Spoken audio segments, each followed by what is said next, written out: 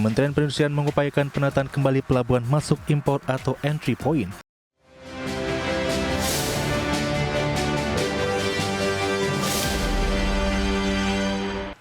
Ya, Kementerian Perindustrian mengupayakan penataan kembali pelabuhan masuk impor bagi barang konsumsi tertentu sebagai langkah memperkuat pengawasan sekaligus mendorong pertumbuhan ekonomi.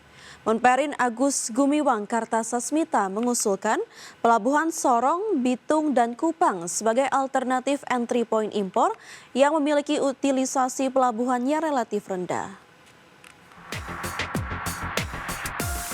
Kementerian Perindustrian mengupayakan penataan kembali pelabuhan masuk impor atau entry point bagi barang konsumsi tertentu sebagai langkah memperkuat pengawasan sekaligus mendorong pertumbuhan ekonomi.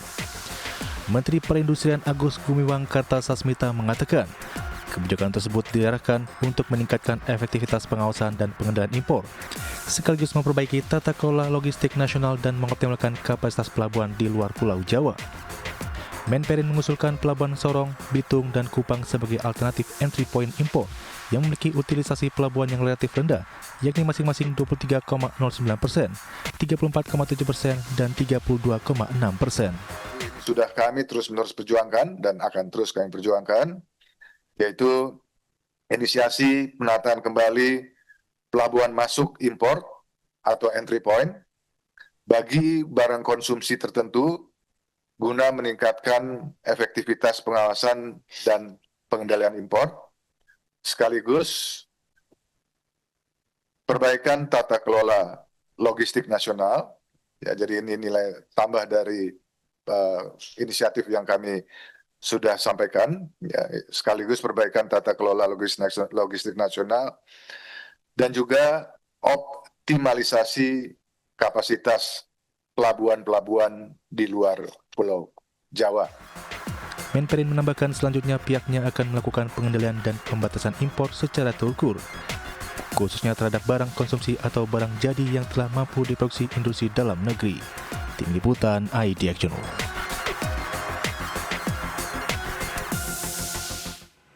Emiten energi baru terbarukan PT Kencana Energi Lestari Tbk, di mana emiten ini resmi mengumumkan pembagian dividen tunai senilai 30,13 miliar rupiah untuk tahun buku 2025. Keputusan korporasi ini disepakati dalam rapat umum pemegang saham tahunan setelah perseroan sukses mencatatkan pertumbuhan laba bersih di tengah penurunan pendapatan. Komite Pembagian Keuntungan Berkala bagi para pemegang saham portofolio hijau kembali ditegaskan oleh manajemen emiten dengan kode saham KEEN. Dalam RUU PST yang digelar di Jakarta pada Kamis 4 Juni 2026, perseroan sepakat mengalokasikan dana dividen sebesar 1,68 juta dolar dengan acuan kurs tengah Bank Indonesia Rp17.883 per dolar Amerika. Alokasi tersebut mencerminkan rasio pembayaran dividen sebesar 15,8% dari total laba bersih tahun buku 2025 yang nilainya setara dengan Rp8,22 per saham atau sama dengan besaran dividen tahun lalu. Selain itu, langkah taktis manajemen dalam menjaga perputaran modal kerja juga diwujudkan melalui pembagian sisa surplus keuntungan secara proporsional. Dari total raihan yang ada, pos dana senilai $279.595 akan dicatat sebagai dana cadangan resmi perseroan.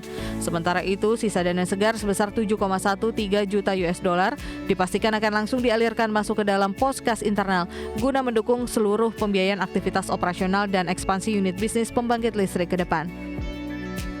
Meskipun realisasi pendapatan usaha mengalami penurunan dari posisi $37,9 juta menjadi $34,3 juta, efisiensi internal perseroan terbukti tetap berjalan solid. Rapor margin EBITDA perusahaan mampu bertahan kuat di level 52% dengan perolehan nilai real sebesar $17,8 juta. Kondisi fundamentalnya tersebut sukses mendorong laba bersih Kencana Energi tumbuh ekspansif hingga 21% menjadi $9,1 juta dari basis capaian tahun sebelumnya yang tertahan di angka $7,5 juta. Adapun kenaikan profitabilitas bersih ini ditopang oleh operasional kapasitas terpasang pembangkit listrik yang mencapai 69,5 MW dengan proyeksi target baru sebesar 79,5 MW. Sepanjang 2025, total produksi pasokan listrik bersih perseroan melonjak naik 2% hingga menyentuh angka 376 GWh.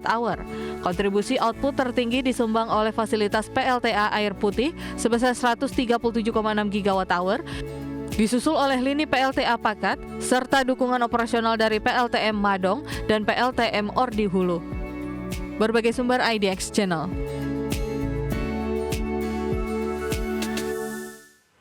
PT Jaya Konstruksi Manggala Pratama Tbk menyetujui pembagian dividen tunai sebesar Rp2 per saham dari laba bersih tahun buku 2025. Total dividen yang akan dibagikan mencapai Rp32,6 miliar atau 29,33% dari laba bersih yang diatribusikan kepada pemilik entitas induk. PT Jaya Konstruksi Manggala Pratama Tbk atau emiten dengan kode saham JKON menyetujui pembagian dividen tunai kepada pemegang saham dalam rapat umum pemegang saham tahunan yang digelar 3 Juni 2026. Dividen yang dibagikan ditetapkan sebesar Rp2 per saham. Pemegang saham menyetujui penggunaan laba tahun berjalan yang dapat diatribusikan kepada pemilik entitas induk sebesar Rp111,21 miliar untuk tahun buku 2025. Dari jumlah tersebut, sebesar Rp32,6 miliar atau 29,33% dialokasikan untuk pembayaran dividen tunai. Perseroan tidak menyisihkan laba bersih untuk dana cadangan karena saldo dana cadangan telah mencapai 20% dari modal saham yang ditempatkan dan disetor. Ketentuan ini sesuai dengan persyaratan yang berlaku bagi perseroan. Selain untuk pembagian dividen sebesar Rp32,6 miliar, perseroan juga menetapkan sisa laba sebesar Rp78,59 miliar sebagai laba ditahan. Dana tersebut akan digunakan untuk mendukung kebutuhan operasional dan pengembangan usaha perseroan. Dividen tunai akan dibayarkan pada 3 Juli 2026 kepada pemegang saham yang tercatat dalam daftar pemegang saham pada 15 Juni 2026 hingga pukul 16 waktu Indonesia Barat. Adapun dividen di pasar reguler dan negosiasi ditetapkan pada 11 Juni 2026. Tim Liputan IDX Channel. Ketua Komisi 7 DPR RI, Saleh Patraunan Daulay, meminta kepada Kementerian Perindustrian untuk mendorong agar alokasi anggaran yang dimiliki Kemenperin bisa menciptakan industri baru dan inovasi-inovasi baru dalam sektor industri. Sejauh ini, Saleh menilai bahwa proporsi anggaran Kemenperin itu paling besar dialokasikan untuk Politeknik Perindustrian. Namun dirinya menilai bahwa hal itu tidak secara langsung bersambung dengan penciptaan industri baru, melainkan hanya menyiapkan sumber daya manusia. Selain itu, Menperin juga diminta menciptakan inovasi-inovasi baru untuk turut memperkuat nilai tukar rupiah terhadap dolar Amerika. Menurutnya, dampak dari situasi global yang saat ini terjadi jangan sampai membuat orang-orang yang punya uang dalam dunia usaha justru berbalik mengambil uang dan membeli dolar Amerika Serikat yang menyebabkan dolar Amerika Serikat menjadi langka. Kemenperin diminta mengembangkan peta jalan untuk upaya-upaya pengembangan sektor perindustrian ke depannya.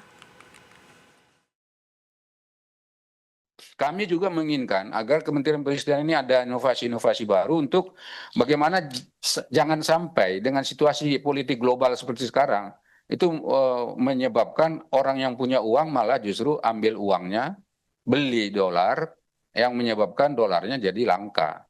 Akibatnya yang terjadi adalah kenaikan kurs dolar.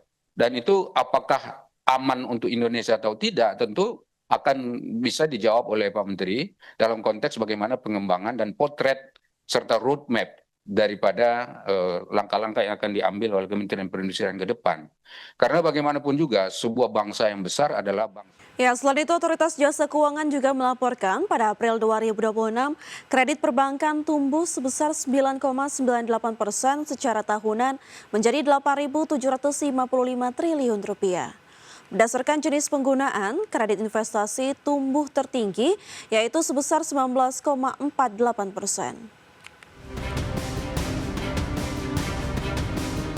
Otoritas Jasa Keuangan melaporkan bahwa kinerja intermediasi perbankan tumbuh positif dengan profil risiko yang terjaga.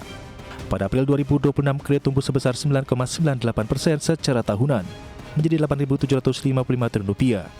Kepala Eksekutif Pengawas Perbankan OJK Dian Ediana Rai mengatakan, berdasarkan jenis penggunaan kredit investasi tumbuh tertinggi yaitu sebesar 19,48%. Adapun berdasarkan kategori debitur, kredit korporasi tumbuh tertinggi yaitu sebesar 15,51% year on year. Sementara itu, kredit UMKM telah menunjukkan perbaikan dengan tumbuh positif sebesar 0,16%. Ditinjau dari kepemilikan, kredit bank BUMN tumbuh tertinggi yaitu sebesar 14,35%. Kinerja intermediasi perbankan tumbuh positif dengan profil risiko yang terjaga. Pada April 2026, kredit tumbuh sebesar 9,98%, year on year menjadi sebesar 8.755 triliun.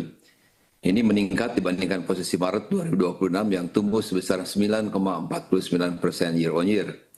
Berdasarkan jenis penggunaan, kredit investasi tumbuh tertinggi yaitu sebesar 19,48%. Di sisi lain, dana pihak ketiga tumbuh sebesar 11,39%, lebih rendah dibandingkan bulan sebelumnya. Adapun pada Maret, dana pihak ketiga tumbuh 13,55%, menjadi Rp10.077 triliun. Tim Liputan IDX Channel.